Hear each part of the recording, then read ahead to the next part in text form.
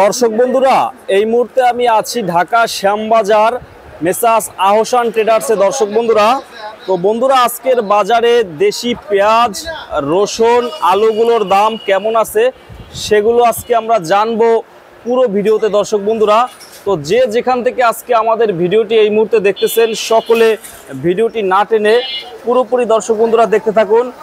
Facebook page থেকে যারা আমাদের ভিডিওটি দেখতেছেন সকলে শেয়ার করে দিবেন। হাটের বাজারে কেমন দাম আছে সকলে কমেন্ট বক্সে জানাবেন বন্ধুরা। তো বন্ধুরা চলুন শুরু করা যাক আজকের পুরো ভিডিওটি।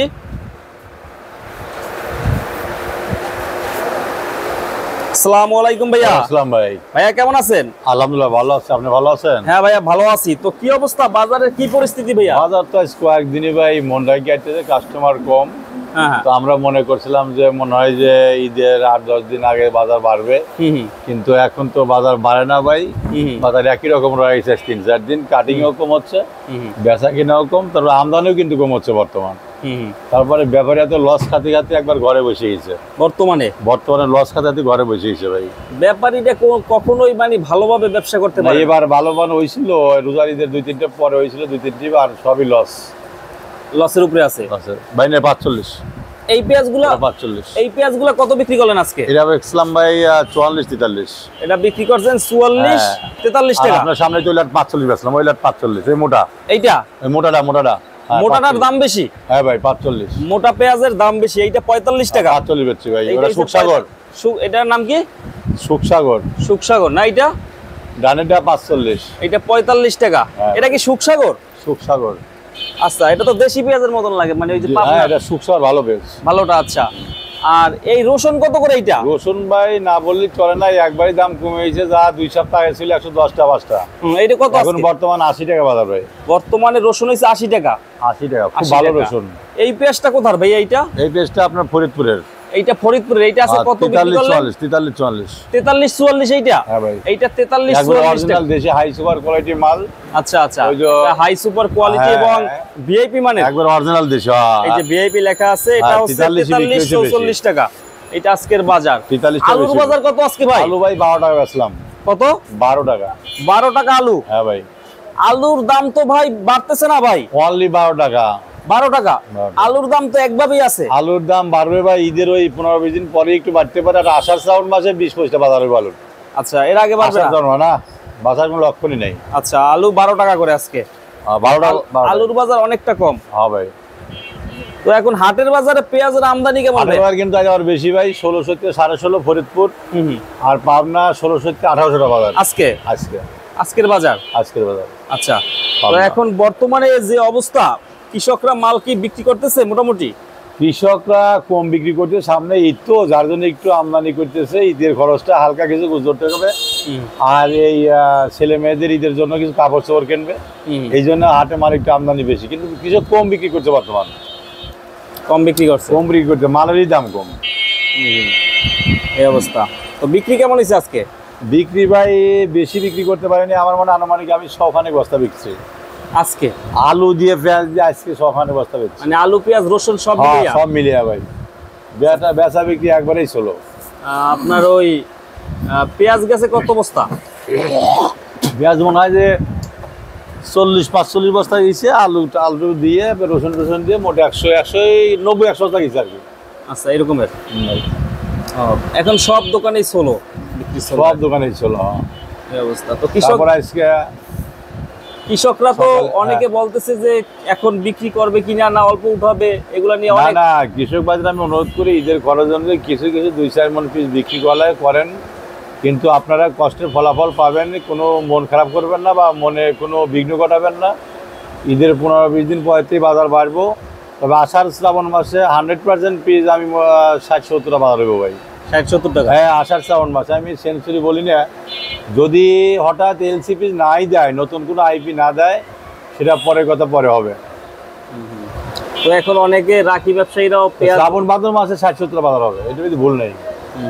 রাখি ব্যবসায়ীরা যারা রাখছে তারা তো রাখি ব্যবসায়ী বর্তমান 300-400 টাকা মনে লস বর্তমানে। এরা তো সামনের আশায় আছে। সামনে আশা থাকলে পারো যে 1600-1400 কিনছিল, 2000 টাকা বাজার হয়েছিল, বিক্রি করে দেওয়া লাগতো, বুঝছেন। তাই। বিক্রি করে দিলে পারে 200-300 টাকা মানে লাভ হতো। আর এখন যদি বিক্রি করে তাহলে ওদের মনে প্রতি 400 টাকা লস হবে। 400 টাকা 400 টাকা 400 টাকা লস হবে। তো বর্তমান যে পরিস্থিতি ভাইয়া, ব্যাপারীরা কি পেঁয়াজ রেগুলার কিনবে? ব্যাপারীরা এখন বর্তমান আমি কতক ব্যাপারীর ঈদের আগে যদি ভালো হয় 1 দিনের ভিতরে 1 টাকা হবে, নইলে হবে না। তবে আমি ব্যাপারীদের মনে করি যে খানা এত টাকা লস দিয়ে লাভ নেই। আপনারা ঈদের 10 দিন পরে ব্যবসা শুরু করেন, আপনার কাছে লাভ হবে।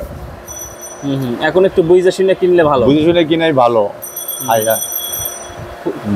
খুচরা ব্যবসায়ী যারা আছে এরা কম নিতেছে পেঁয়াজ। খুচরা ব্যবসায়ীরা কম নিচ্ছে, যারা মনে করেন এই ব্যানে বেচতো না, ওরা কিন্তু 5-6 খান করে মাল নিচ্ছে, এখন 2-1 খান নাই। কারণটা কি?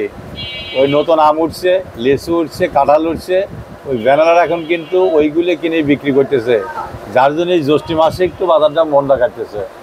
এটা আপনিও বোঝেন, আমরাও বুঝি। এখন সিজন আম কাঁঠালের লিচুর, ওরা ওটা নিয়েই ব্যস্ত। আবার পিস বিক্রি করবে, আশা চাউল মারতে বেশি বেচবে পেঁয়াজ, তখন পেঁয়াজেরও বাজার ভালো থাকবে ওই সময়। হ্যাঁ, ওই সময়। এটা নতুন খবর না, এটা আগের খবরই। তো মনে হয় ঈদের আগে দাম এইভাবেই থাকবে ভাই। বাড়লে পারো 1 টাকা, আমি তো বলছি ভাই, আমি তো বলেই দিচ্ছি, বাড়লেও 1 টাকা সীমিত। তো এর আশাই করে যেন কতক মানুষ যেন 3-4টা 5টা কেটে আবার লস না খায়, সেদিকে আমি ব্যাপারীদের সতর্ক থাকতে বলি। আমরা যখন উগ্রমিজাজ দেবো যে এখন মাল কিনতে হবে, আমাদের কথা দেখলি পারে মাল বেশি বেশি কিনতে হবে, কিন্তু ঈদের আগে যারা মাল পাঠাবে তাদের ভালো মাল 45-এর আগে বিক্রি হবে না, আর নিম্নে 42-43 বিক্রি হবে। আর 2 দিন পরে বাজারে 1 টাকা বাড়তে পারে, বলা যায় না। 2 দিন পরে 1 টাকা বাড়তে পারে, বেশি নেই। তেমন মহামারী বাড়বে না। এখন হাটের বাজারেও সবাই কোরবানি করার জন্য উঠাইতেছে। হ্যাঁ, এখন এই কোরবানির জন্য কিন্তু ব্যস্ত আছে, কাপড় চোপড়ের জন্য কিন্তু ব্যস্ত আছে। এখন তো মানুষ এই কোরবানির গরু কিনবে, আর ছেলে মেয়েদের যারা শখের কাপড় চোপড়, পাঞ্জাবি, মেয়েদের বাচ্চাদের সবারই কিনবে। এদের যদি কাপড় চোপড় না করে তাহলে তো ছেলে মেয়ে যদি মন খারাপ করে তাহলে ঈদ সম্পূর্ণ ভালো হবে না, মনটা কাটবে। আর ওদের যদি খুশি থাকে তাহলে ঈদেরও খুশি হবে। এই কারণে মূলত। এই কারণে তো এখন রসুনের বাজার কমার কারণটা কি? রসুন, চায়না রসুন অনলি এই 2 দিন আগে ছিল 120 থেকে 25-30, আজকে কিন্তু 114 থেকে 20 টাকা বাজার আজকে। হ্যাঁ, যা ছিল 180-90 টাকা। আর এই দেশি রসুন ছিল 110-15-20 টাকা। দেশি হয়েছে 80 টাকা ভালোটা, আর ওইটা হয়েছে 114 থেকে 20 টাকা। এর মধ্যেই বাজার আছে, আজকে বিক্রি হচ্ছে। এই অবস্থা। তো কৃষক ভাইরা ধৈর্য ধরতে হবে তাদের। আমি আবারও বলি, কৃষক ভাইদের একটু ধৈর্য ধরতে হবে। ধৈর্য ধরলে এবার সবরই মেয়াফল হবেই ভাই। আসলে ধৈর্য ধরতে হবে। যখন পাট কাটার সিজন লাগে তখন কিন্তু পাট বিক্রি করে না, পাট বিক্রি করে তখন যখন দোয়া টোয়া লাগে তখন পাট বিক্রি করে। কিন্তু পাট কাটার সময় কিন্তু কৃষক এই পিস বেচেই পাট কাটাবে, কিন্তু যখন দোবে তখন কিন্তু পিস আর বেচবে না, ওই চান্সে একটু দাম হয়ে যাবে। তারপরেও যদি আইপি না দেয় সরকার, পিসের দাম 100% হবে। সরকার এখনো বিদেশি পেঁয়াজ আনে নাই। না, বিদেশি পেঁয়াজ আনার কোনো প্রয়োজন নাই। বা আমি বলছি, এর আগেও বাণিজ্য মন্ত্রী এবং কৃষি মন্ত্রী এবং প্রধান উপদেষ্টা ডাক্তার ইউনূস ভাইয়ের কাছে বলি যে এই মুহূর্তে যেন কোনো নতুন কোনো আইপি কোনো রাষ্ট্রে দেওয়া না হয়। এই আব্দুল ভাই কত কইছস? তোর দাম ওই ধরে 43 টাকা। মাঝে একটা মাল আছে 43 টাকা দাম, ওই মাঝে 6 বস্তা মাল আছে।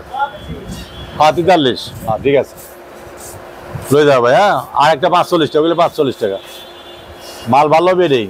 তো এরই কথা হলো, আমি আবেদন করি বারবার যে কৃষকের জন্যই একটু একটাবার তাকান, নইলে কৃষক কিন্তু ধ্বংস হয়ে যাবে।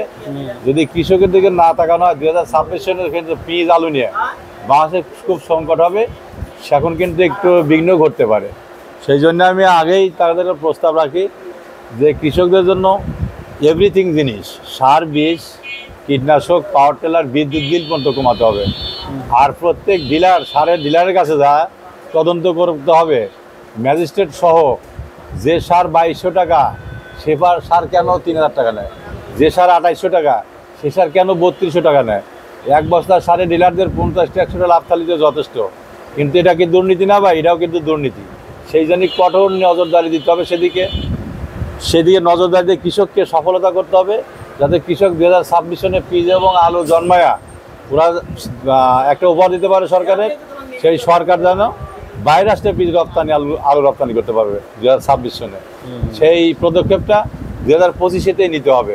সেই জন্য আমি বারবার বলি যে নতুন কোনো আইপি যাতে না দেওয়ায়, দেশে যথেষ্ট পেঁয়াজ আলু আছে, এই গুণে আপনি পেঁয়াজ আলু তো বাইরের রাষ্ট্রে দিতেছেন, আরও 3-4 রাষ্ট্রে রপ্তানি করেন, যাতে আলুটা 25 থেকে 20 টাকা বাজার থাকে, যাতে কৃষক একটু সাফল্য হয়। এবং পেঁয়াজটাও যাতে সামনের বছর বাইরের রাষ্ট্রে রপ্তানি দেওয়ার চেষ্টা করেন, এবার পদক্ষেপ নেন। যেমন আলু যাচ্ছে, বীজও বাইরের রাষ্ট্রে দেওয়ার পদক্ষেপ নেন আপনি। তাতে বাংলাদেশের কৃষক ভালো থাকলে বাংলাদেশ ভালো থাকবে। তো ঠিক আছে ভাইয়া, অসংখ্য ধন্যবাদ। আমার দোকানের নাম নাম মেসার্স আহসান ট্রেডার্স, শ্যামবাজার, ঢাকা। এই তো মেসার্স আহসান ট্রেডার্স, শ্যামবাজার, ঢাকা। আমি ফোন নম্বর আপনার এইটা দিয়ে দিই, যে সামনে আছে দেওয়া।